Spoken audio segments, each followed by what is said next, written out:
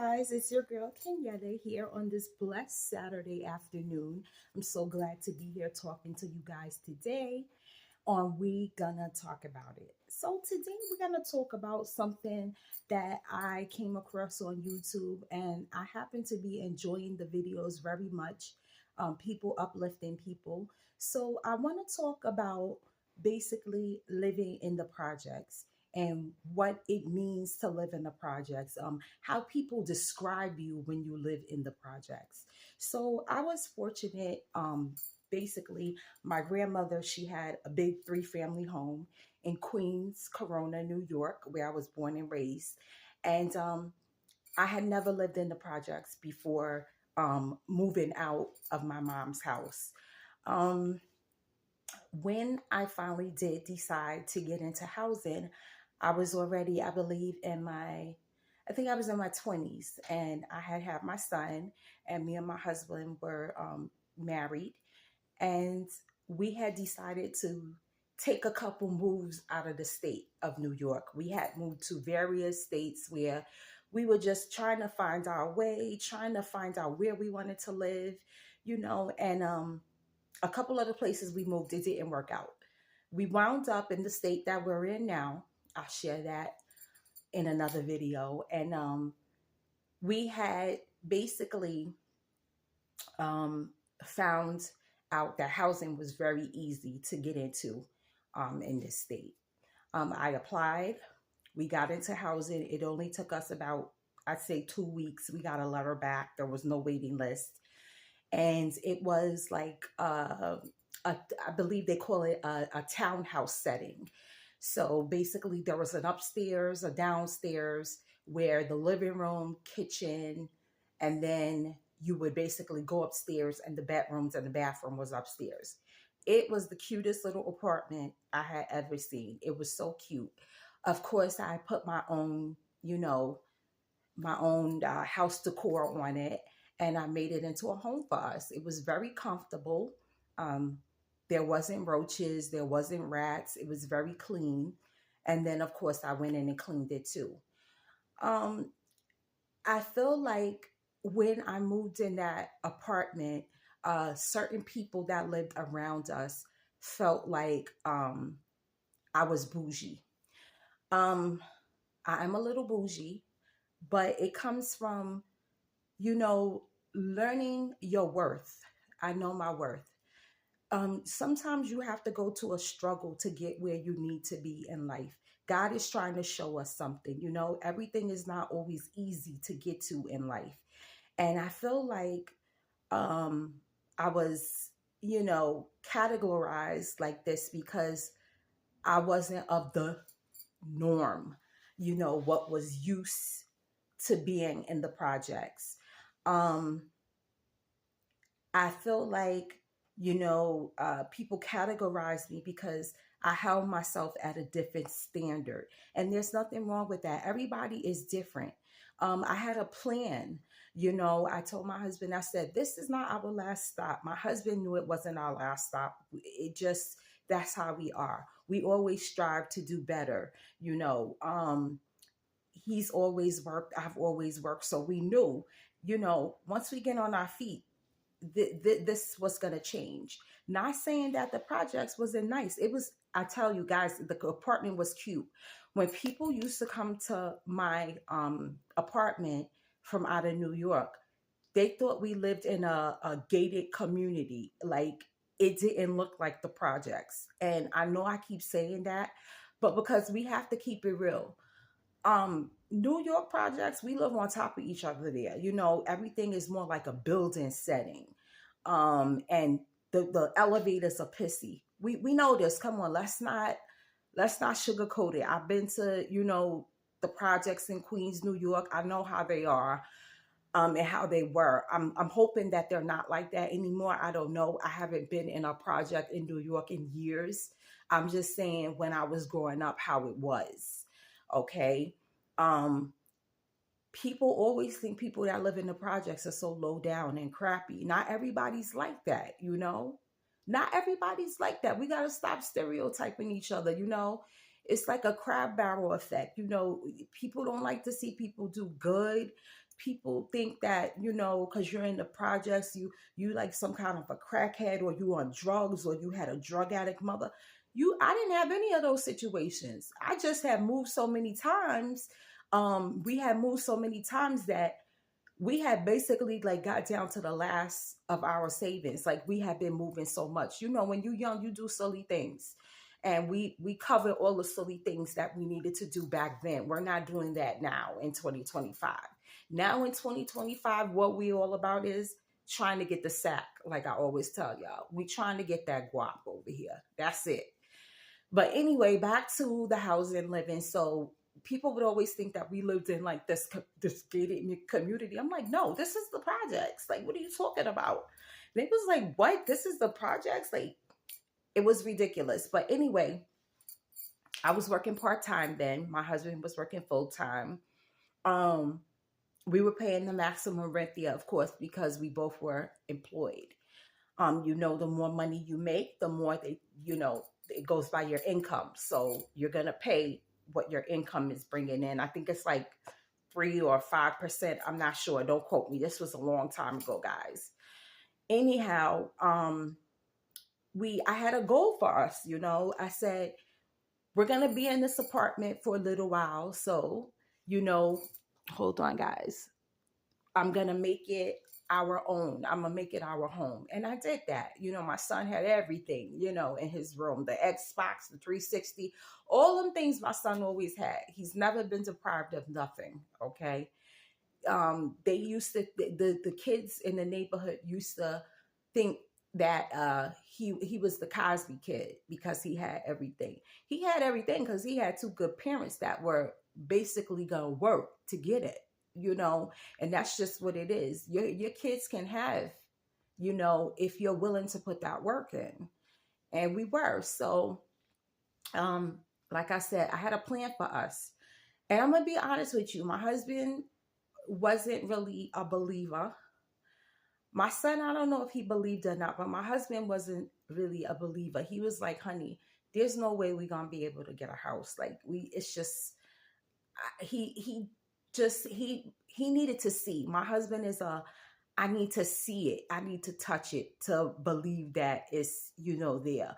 Now, when it comes to God, he's different. He knows that God is, you know, the will of all things. But it was just hard for him to really believe that I was going to be able to stick to what I said.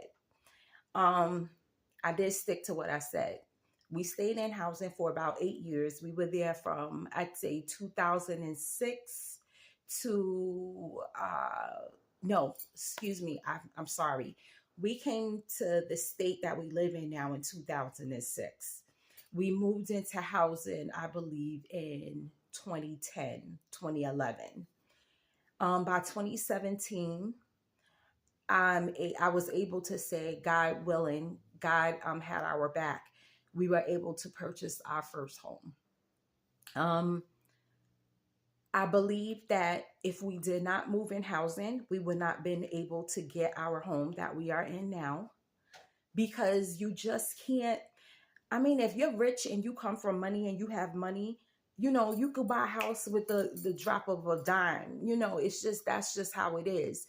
But when you're less fortunate, not stating necessarily poor, but just when you're working hard and you're trying to get to it, you know, you're really putting that work in. You're really, you know, going out to get this house. So I feel like I appreciate my home more now because I know the struggle that we had to go through to get here. Fortunately, we were very comfortable in housing. Like I said, there was no roaches, no rats. We didn't have, you know, it just was very clean, and I kept the apartment clean as well. We were on food stamps at that time as well. They gave us a couple dollar food stamps, which I was so grateful for. Because if you know, like I know, food is expensive. It was expensive then, and it's even worse now. I wish somebody would give me some food stamps. But guess what? The government says I don't need them. So I have to, you know, I have to be mindful of that. There's people who are worse off who really do need it. It's just that when you get those food stamps, you know, your refrigerator is always full. Now I'm like, this is what we have. We got $150. We got $200 to go buy food for the week. So this is what it is. When you get those food stamps, it's different. You just be throwing everything in that cart. So, living in housing definitely has its advantages. Um, you do not have to be a slave to the representation of the people that they say live there. You don't have to be like that. Let people say what they're going to say about you. Like I said, they told me I was bougie every time my husband would hang out with people around the way in the projects. I'm not a hangout person. So my thing is I like to stay home, cook my, man's dinner, take care of my kids. I bake cookies with my son. Like, I'm just not a hangouty person. I did that already. In my teens, I party, honey. Wherever there was a hot popping club in New York, I was there. But when I got, able to have my son, I felt like this was a part of me that me personally, wanted to let go. I started to let the grown woman in. That's what I call it. I put the big girl panties on and I said, this is who I want to be at this age. Every age I feel like I accomplished something else that I needed to accomplish to become the woman that I want to be, not that other people portray me to be. So when people would tell my husband, like, oh, how come your wife doesn't come out? Like, she don't, but she stuck up. She just, listen, let's be serious. People love to throw shade. They love it. I'm here for it. I'm definitely here for it. I'm one of those people that, you could throw shade all you want. As long as I'm doing me, my husband is happy, my son is happy, and we doing what we need to do it, then that's what it's gonna be. You could call me whatever you want. Okay.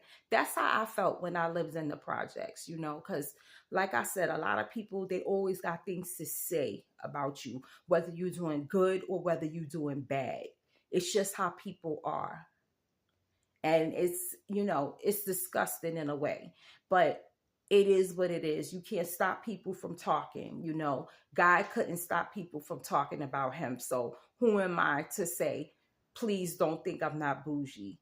Please think of me as a round the way girl. I'm a round the way girl, believe it or not. It's just that an around the way girl, she could have dreams, she could have ideas and thoughts of who she wants to be. And that was me. And people are sometimes hard to accept that, you want more in life. It's not just about playing spades on Friday, drinking a 40, smoking some weed. It's not always about that. Listen, if that's what you like, by all means, and you think that's living, by all means, keep doing it, baby. But for me, that wasn't it. That just wasn't it. I like to do those things to celebrate something that I've accomplished, not just doing it just because it's a Friday. There's a difference to me. There's nothing wrong with partaking into anything that's going to make you happy. And if those things make you happy, do it. I'm all for it. But these are the things that made me happy, to know that I had stability, to know that when I leave this earth, my son is going to have a home that he doesn't even have to pay any mortgage on. Or if he ever moves somewhere and he falls, short and can't, and he needs to basically have somewhere to lay his head. He's had a hard time. He's always going to have that if he chooses to keep this home. And to be honest with you, my son always says, the place that we live is not for him. He says it's for older people. And I agree with him. He wants the fast life. That's how the kids are. And that's just what it is. Now, he can do what he want to do with this house. He could sell it. He could rent it out. He can do whatever he wants to do with it. It's once me and the husband are gone, he can do what he want. But I feel like this is our time to enjoy it. And that's what we're doing. We're just trying to let God lead us and enjoy life how we want to enjoy it. And just to sit here and tell you guys that I used to live in housing, it makes me feel so good to say that. When you accomplish something after you've been through something, after you've been through a hard time, after you've been frowned upon, it's good when you can say, I did this. I did this. I knew I could do it. And I tell you this, when I say, my husband, he was like, honey, that he was like, no, we not, this is hard. Like, we're not going to get a house. I said, honey, believe me, we're going to get a house. I prayed. God knows I prayed. And my husband said, it's just so hard. I feel like every time we get a couple steps further, something is pulling us back. And it's the truth. You know what that was, right? That was the devil. The devil's busy. He don't want us to do good. He don't. He cannot stand us to praise Jesus' name. He can't stand it. And guys, I'm getting emotional because this is a very emotional topic for me. And for some of you, I know you understand and you know what it feels like to be belittled, to be talked about, for people to think that, you're not raising your kids properly. It's a hurtful thing. It's a hurtful thing when people tell us that we can't do something or we're not doing something good. It is a very hurtful thing. And I've been there, believe me. But I'm here today telling you that just because you live in the projects don't mean that you can't have better. Doesn't mean that you can't have class. Doesn't mean that you're not taking care of your kids. You keep striving to do what you feel like is going to be good for you and your family. Everybody does not want a house. Some people are totally content with living in the projects, and that is okay. We need to stop telling people how they need to be. We need to follow how we want to be for ourselves. Everybody is made different. Everybody has different agendas in life. Nobody is the same. A lot of people don't want a home. You can't push that on everybody. But there are some people that do. And the people that do, more power to them. I'm one of the ones that I always wanted a home. I just felt like that would be my main accomplishment, I thought, in life. And, I felt like when I got my home, I said, oh my God, I can't believe I did this. Like, I can't believe I did this. I can't believe I did this. But I did. And it felt so good, guys. It felt so good. When we were at our closing and I had to sign, and we had to sign all those stacks and stacks of papers, I said, oh my God, every page I got to, I said, I'm getting closer to getting the keys, because the keys were literally on the table. We were with the lawyer, and the papers were on the table, and we were signing, and he kept going to the next one. And oh my gosh, there's just so much talking, and it was a lot.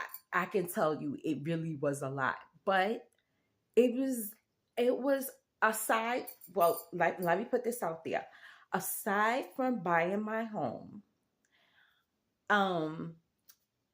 having my child, my son, was my best accomplishment in this world. But this definitely was the second one. It was up there. It was up there. And I said, wow, I just thank and praise God so much because I know had He not instilled this in me that I need to get up in the morning, I need to go to work, I need to do this, I need to do that, I need to make sure my credit is okay, I need to make sure I'm not spending too much.